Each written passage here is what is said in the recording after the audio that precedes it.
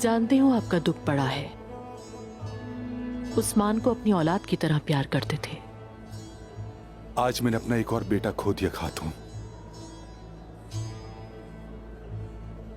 मैं जब भी पीछे मुड़कर देखता हूं तो मुझे लगता है कि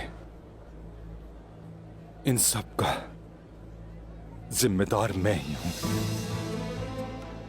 ऐसा ना सोचें दुंदार साहब, आपका कोई कसूर नहीं है। उस्मान हमेशा से एक बहादुर नौजवान था। वो कबीले के लिए हमेशा लड़ता रहा और अल्लाह की राह में शहीद हो गया। आप उसके जिम्मेदार नहीं हैं। खुदारा ऐसा मत सोचें।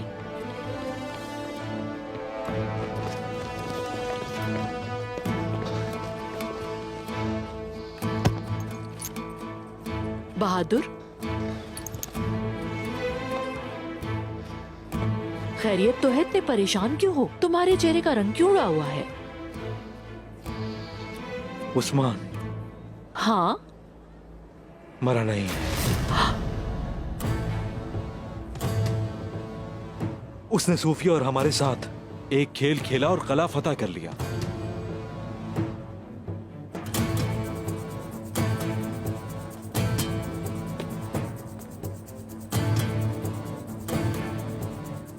ये कैसे हो सकता है? तुम्हें पता भी है? तुम ये क्या कह रहे हो बहादुर?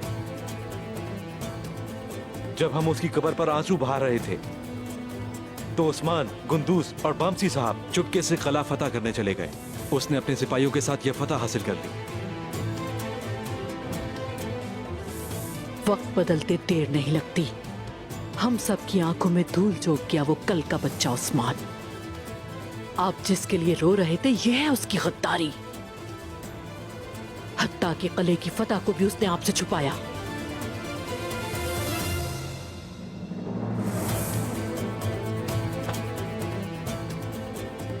देखें, उसकी नजरों में अपनी औकात को देखें आप। एक बात और बाबा, उस्मान ने अपना एक सिपाही भेजा है। उसने आपको भी किले में वधू किया है।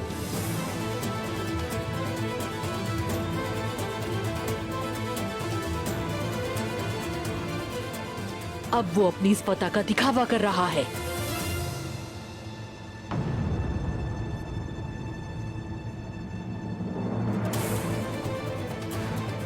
हमें बुलाया है।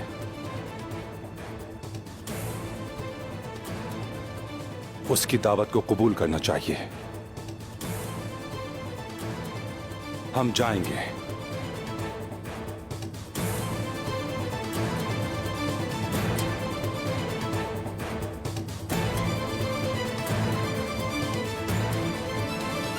जाओ, अपने बाबा को अकेला मत छोड़ना।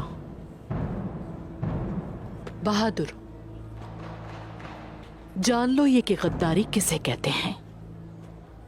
जिस तरह वो खंजर उस्मान ने तुम्हारे भाई बतूर को घोंपा था, वो तुम्हारे भी टुकड़े कर देगा।